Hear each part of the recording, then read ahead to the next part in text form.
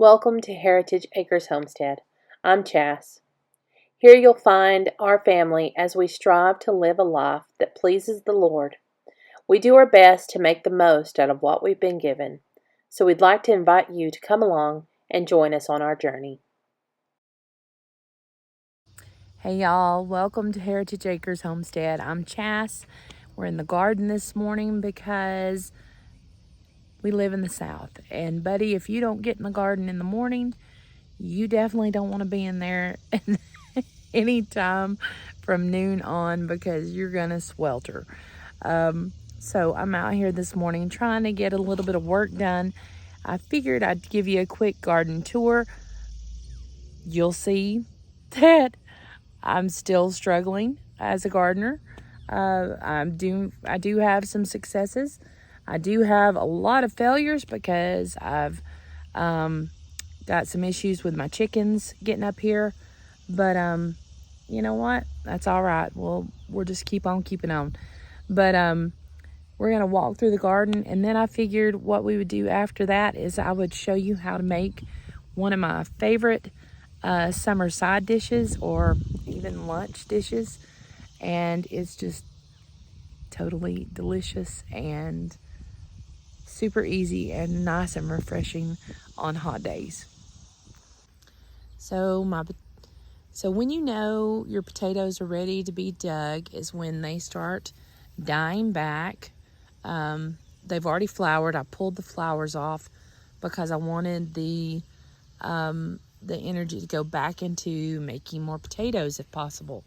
I'm almost ready to dig these. I may go over here where some of the potatoes have, or some of the leaves have died a bit more, and dig and see what we can find. Gotta get around my sweet potato vines here. Hoping we'll have a decent harvest of sweet potatoes. The chickens have been eating the sweet potato leaves a lot. So let's see here. Let's pull this weed out. Get it out of the way. All right, I'm doing this one-handed because I don't have my tripod out here. Let's pull back some of this straw. And all this will go to compost once we're done. Make sure I can get it so you can see. I don't want you not to be able to see.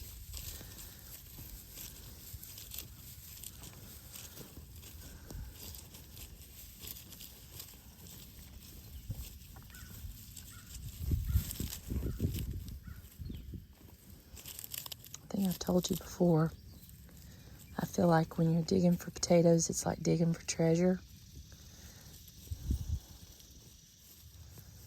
I gotta go a bit deeper. Man, I've planted these deep.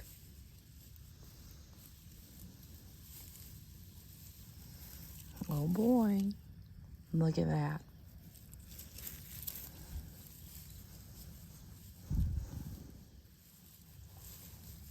Oh my gracious, look at that. All right, I'm not gonna dig my potatoes right now, but I just wanted to show you. Those are beautiful. Look at that. So I know that you can't grow as many in a raised bed, but if you have several raised beds, you could grow quite a few. And you saw how easy that was for me doing it one-handed. So if you have like limited mobility or, back problems or things like that, consider growing you some potatoes in a raised bed. Those are beauties. Look at there. Well, that's made my morning. All right, let's look around. My mint is wild and rampant and flowering, which I don't necessarily want it to flower yet, but it's hot and that's going to happen. But it brings in a bunch of bees and they love it. And I can still get as much as I need because my bed is so plentiful. I like to plant enough to be able to share it.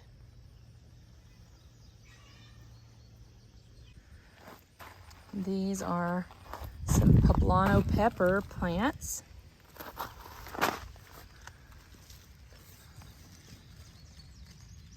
Aren't they pretty?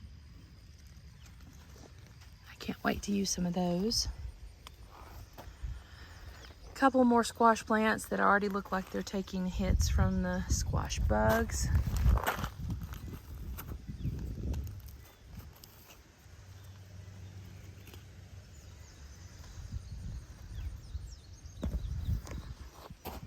The little shishito here, it's taken off finally. Let's put this, try to take this vine and run it up through the trellis.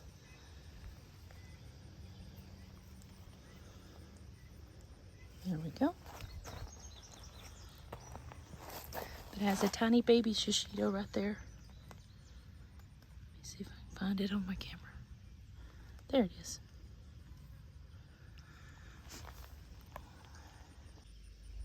So my cucumber vine, it was being decimated, so I pulled it.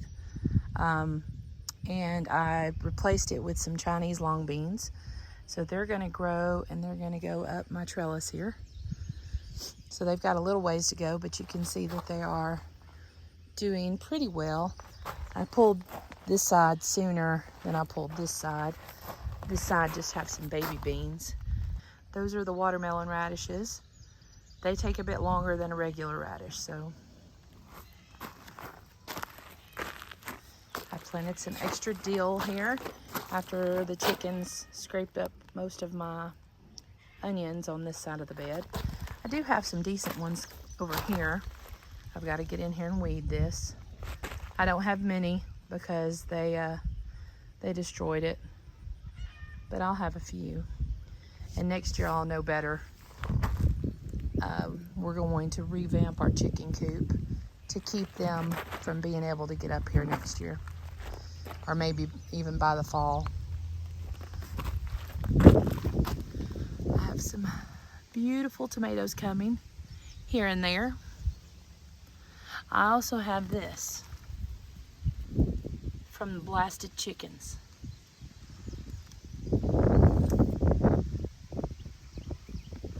But lots of green, no real red ones yet, but we do have, let's come over here.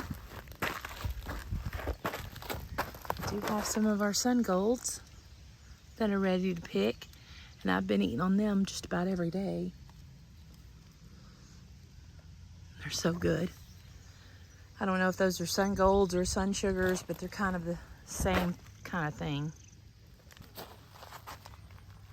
More tomatoes. Look how pretty.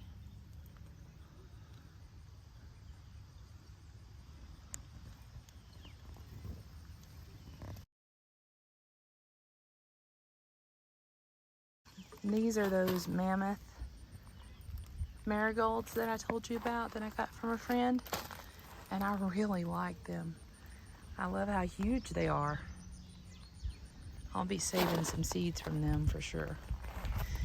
I planted a couple more squash plants, or actually these are zucchinis. I don't know if they'll take or not. I'm telling y'all, the squash bug population is horrible. This tomato plant here is loaded.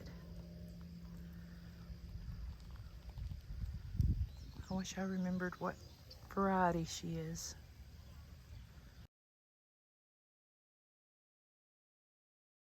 This bed was having nothing but weeds growing up in it, and there still are some. So one day before rain happened, I just threw a bunch of zinnia and Cosmo seeds in here, and it looks like they've taken off. I laid some of these cages on top to try to keep the chickens out. Hopefully they will all make it and be a pretty cut garden bed, even though some of these got scraped up on the sides. There should be enough in there to make a pretty bed. Since it was empty, I went ahead and did that. And this monstrosity here, y'all, I'm telling you, this thing has went crazy. I've got to get in here and try to tie it up. But here's some more Tommy toes. I've got some ready. But the weight of the vines have just made them fall down. And the cages aren't able to stand up to it. So I'm going to have to go in here and definitely do some fixing. Bella. Bella. Here she comes. This is a new garden bed that we got this year. We got it from Vigo Garden. And it is so tall. I mean, like, look, it hits me right here at the, almost my waist. So it is so good for anything that you would want to go down deep, you know, have super deep roots. I'm planning on planting some carrots in it. And I filled it. Let me zoom out just a little bit. I filmed it. I put down like logs and sticks and old hay and just all kinds of, you know, compostables or, you know, stuff that's going to break down for the majority of the bed. The soil is about maybe from here up so that there's plenty to plant in, but there's lots to take up space. So it's not so expensive to fill it. As you can tell, there's a June bug. As you can tell, there is some settlage already, but that happens when, you know, there's rain and whatnot. So I'm eager to plant in this because it is going to be nice. I mean, basically, I'm standing right here, and it's right here, waist high with me, to be able to feel. So that's really nice when your back aches.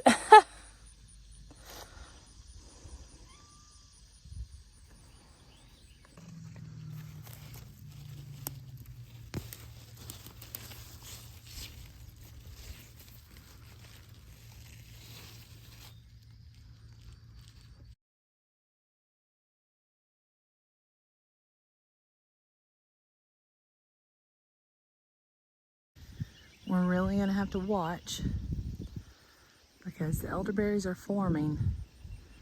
But if we're not careful, the birds will get them.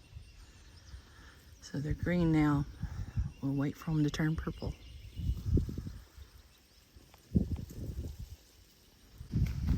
And this is pretty exciting for us. We have never had peaches. We've had peaches, but they've always been bad. It might be the very first year we have decent peaches. They're still small and they're not blushing yet, except for that one. It's blushing tiny bit, but it's not ready.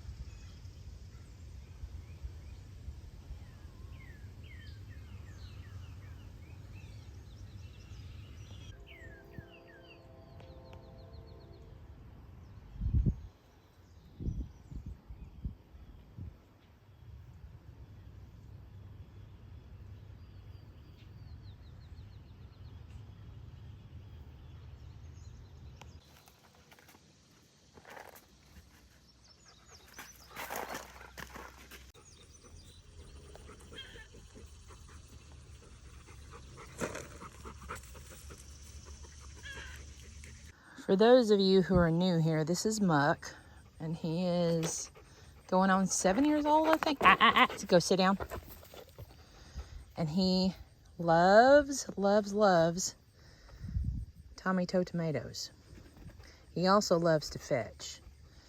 So I'm gonna give him this tomato tomato. He eats them up, buddy. It tickles me to death. I've never seen a dog that loves to eat tomatoes like this one. Yes. Oh, gracious. Now he's brought one of the tomatoes that's been eat up to me. Ew.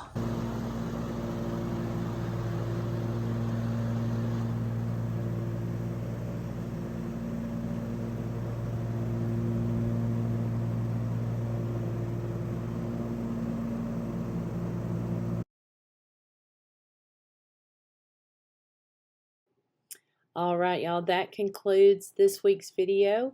I had plans for a few more things added to it, but it just didn't happen. So anyways, thank you for being here. The recipe, I showed a picture at the very end of the video, but the recipe will be in the description box written out for you. It's super good. Have it with a little protein for a great lunch, or put it alongside any of your supper meals, and it's a great side dish. It's really good to take with you at, if you have to go somewhere, it travels well, because and you can make a big batch or a small batch, or you can make like a single serve jar for yourself and just eat it. So good. Hope you enjoy, and thanks again for being here. Come back again soon.